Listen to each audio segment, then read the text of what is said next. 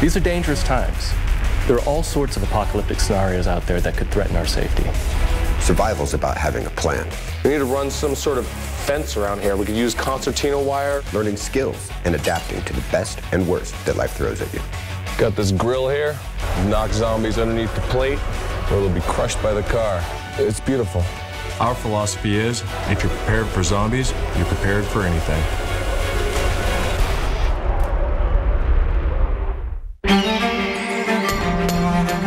We all feared the day would come. And when it did, we were ready. Terror spread as fast as the infection. Martial law failed. The grid went down. But we planned for the inevitable. We fought back and not only survived, we thrived. Join us. Everything you need to know about surviving zombies is right here in the Apocalypse Field Guide.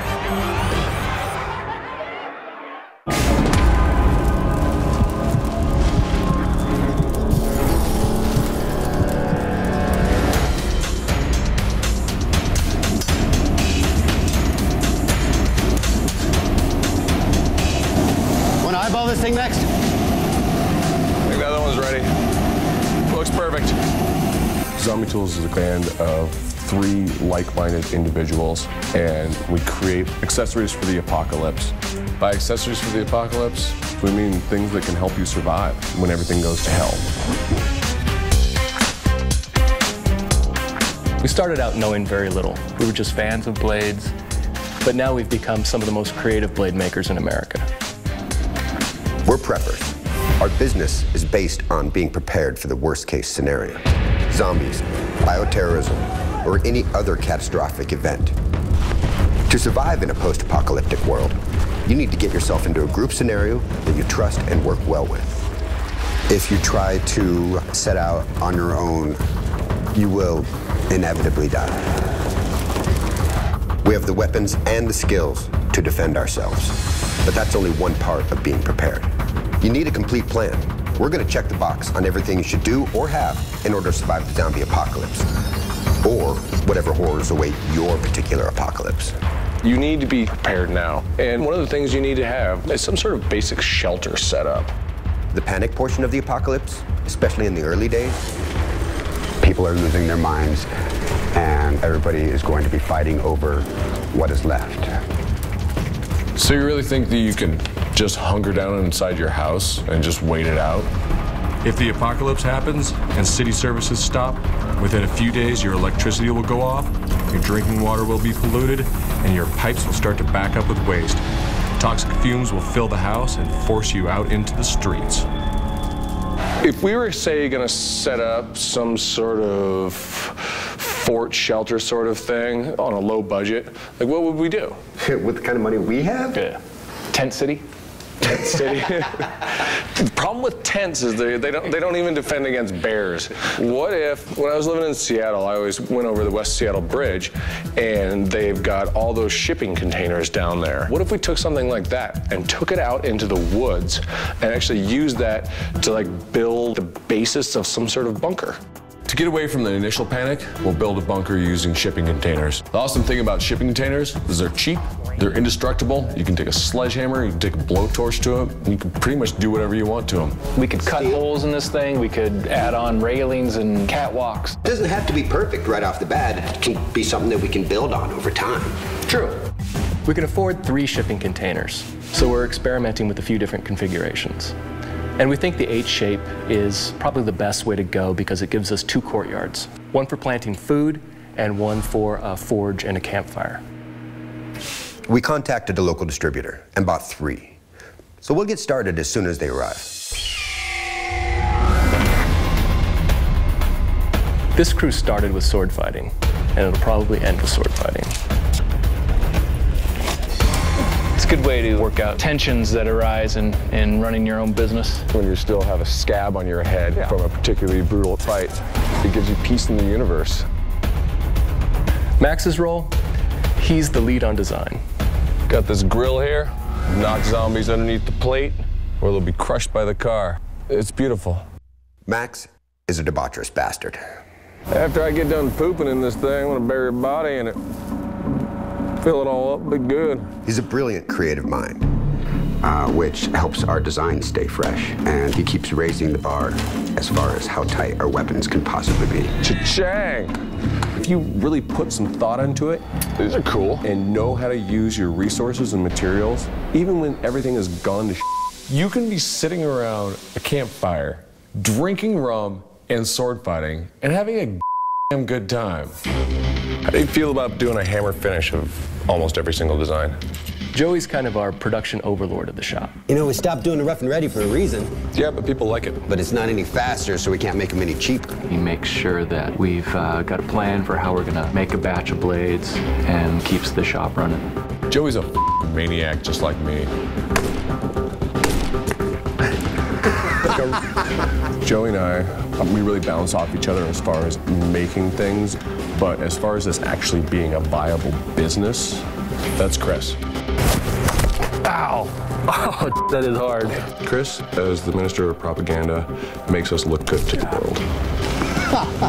Here, she's got the weight. He's incredibly educated, so he can handle things like taxes, which Max and I will inevitably love.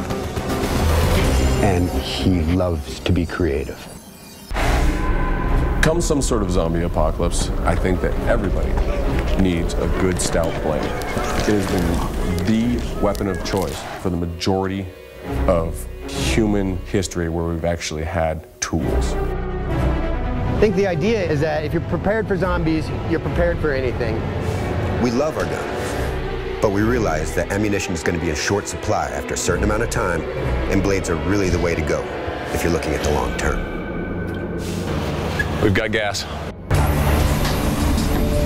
Go rocket! Don't explode! For a lot of our heat treating, we have a computer-controlled kiln. The kiln gets up to 1550, and then we take it out of there and then we quench it. But for any of the stuff that we hammer out, we go ahead and use this creature, which we call the pig. It's a hand-built forge. It's a two-burner design. It's based off of the Venturi burner. And the Venturi effect, it's the same concept as a jet engine. You have fuel that goes in, and then you have kind of a bell that comes down, and then it opens back up. So as you have the fuel, it shoots through, and it draws air with it. And I originally built this as a Venturi burner so that I wouldn't need to have forced air, but it just didn't get hot enough for me. So I hooked it up to a shop vac for just nice continuous forced air. But hey, I can vacuum out my car with it too. So we're gonna take our blades, and we'll put them in there, pull them out hot. We're gonna do our hammer finish on them, and then we'll put it into the computer-controlled kiln to finish it up. We have to hurry to get the current batch of blades done and our bunker ready because the apocalypse waits for no one. They're going to try to use the truck to push this 9,000-pound container back. We have no idea whether it's actually going to push it or not.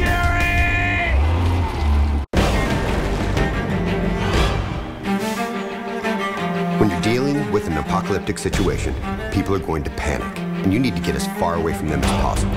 We've got a piece of land, out of town, in the woods. It's got a creek running next to it. It's on family land. We've got permission to use it. So, we're gonna build a bunker out there. I think we've got there, we've got here, and we've got that spot, but that's slopey. Our initial idea is to place 3 containers in an H shape, so we'll have 2 courtyards to work with. This configuration will end up being 56 by 40 feet. That means we have to move almost 88,000 pounds of soil for every foot we dig out of the slope. Is this spot big enough?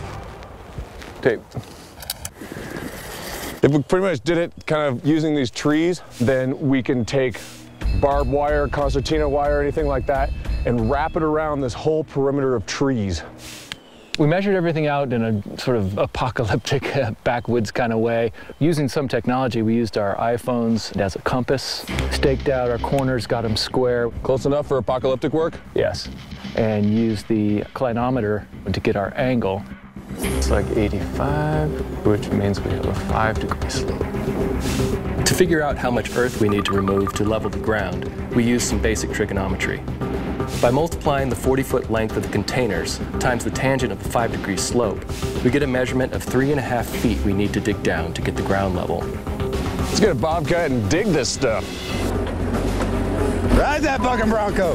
So the storage units are coming in, and these are big, heavy things, so we want the trucks to slide in, drop them right into place, and not have to deal with them again. This thing needs lasers! Now that we're done scraping the earth with this pitifully small bobcat, and it's taking forever, from a logistical standpoint, if we change the shape and we do a U, then it would give us a more defensible position from the road.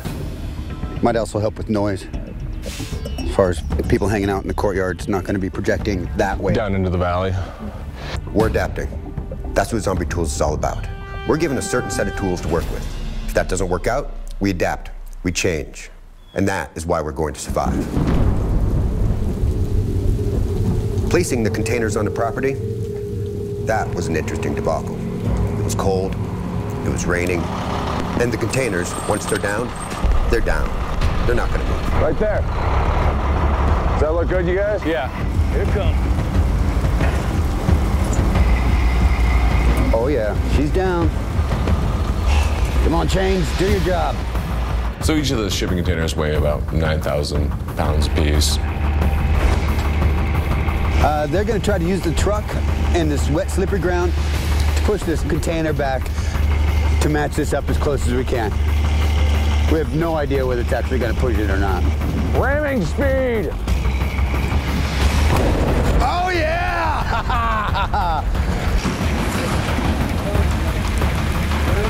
Just needs to keep coming a little bit more. I think that's good right there. Awesome. That's a lot better than I expected it to be. Yeah! Looks like he's sliding right into our little gap.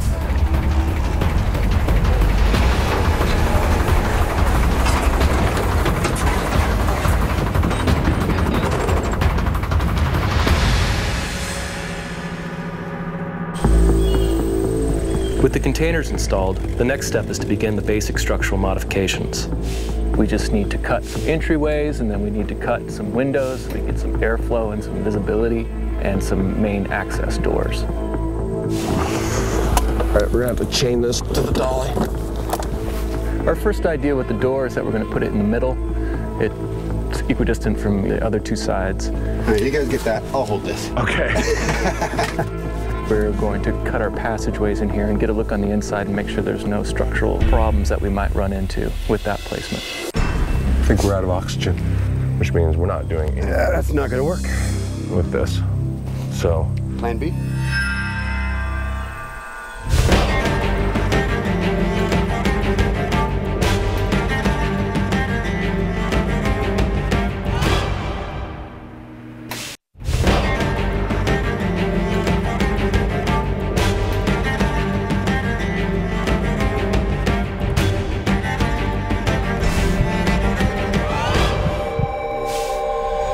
To modify the bunker, we took up an oxyacetylene torch. I think we're out of oxygen.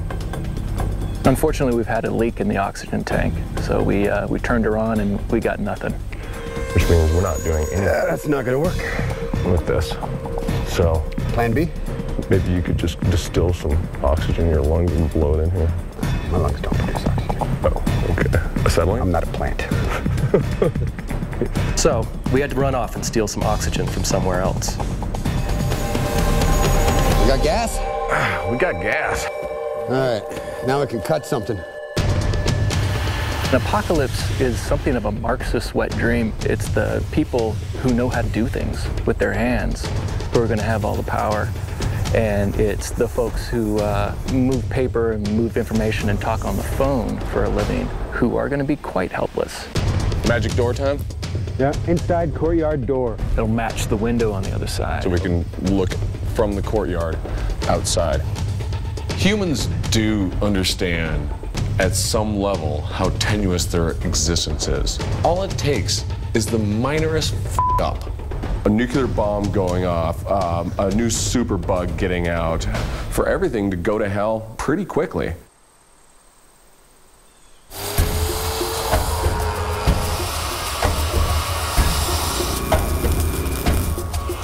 We've got the doors and windows cut.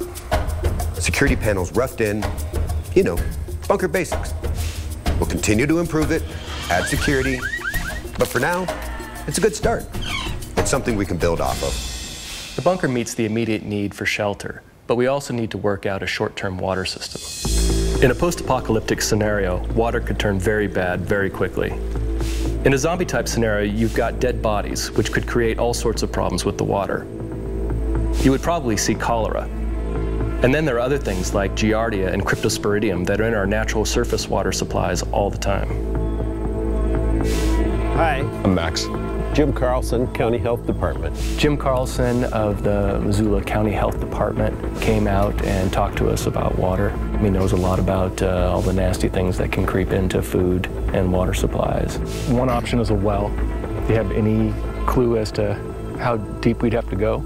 Well, the deeper you can go, the better. And if you can pound a well in some sands and silts, you can pound a screen casing down quite a ways. But I don't see any indicator species that might indicate there'd be water close to the ground. He looked around for the types of trees that would show that we actually have water underneath the bunker that we could actually dig a well to, and we don't. What would be the simplest approach to just getting basic water here?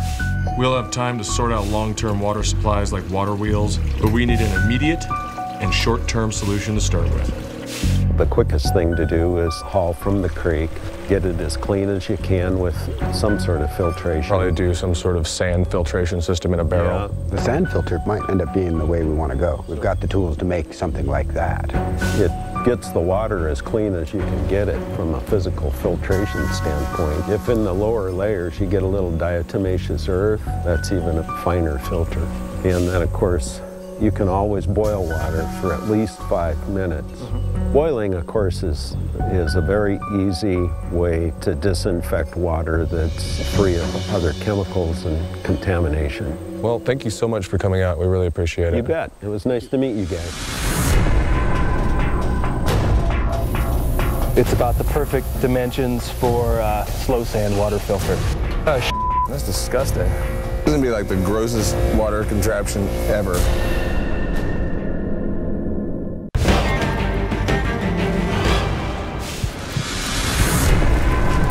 To clean the water, we are building a slow sand filter. This is an old compressed air tank. It's about the perfect dimensions for a slow sand water filter. So what I'm going to do is I'm going to cut this top off so we have a nice lid. Oh, This is gonna be like the grossest water contraption ever. The inside of the water tank is completely rusted. We need a different tank or we're screwed. I said we use that. It might work. We cut open our first tank and it turned out to be pretty gross inside. So we're going to go with Ahab here, our trusty but dead air compressor. Die, Ahab! In order to finish building the sand filter, we'll need some activated charcoal, diatomaceous earth, and a few pounds of sand. So, I'm going to line this thing with some landscaping tarp just to hold the media so the sand and diatomaceous earth don't come out through the hole. Our first layer is activated charcoal, which is a form of carbon that has been processed to make it extremely porous. The pores create a very large surface area so that it can capture impurities in the water. And next, we will take our ancient algae fossils. Diatomaceous earth is fossils of an ancient algae. And this algae used silica to build sort of an exoskeleton. These little algal skeletons are very porous, and so they act as a great sieve for pollutants. All right, and now we're going to add the sand. So for the next 2-3 weeks, we're going to keep feeding river water in here. What does a lot of the filtration is capping of scum that will grow on here. When a filter is mature and you've got the organic layer on top, dirty water can go in and very potable water will come out. We got the water filter assembled, so now it's time to make sure the water is safe. We are going to build a fire pit to boil it also. I'm going to show you where the fire pit's going to go. The fire pit is a great addition. It's going to clean our water, cook our food, Right about here. and keep us warm as a gathering spot. Circular. Round table. Knights. Player drums. Not going to play a drum. Just give it time, Joey. 6 years into the apocalypse, you're going to be sitting here with your hide drum, drooling from your malnutrition. Max was digging the fire pit, so of course it was huge. So Zombie Tools builds a fire pit. And I think it was mostly because Max was having just too much fun with the backhoe.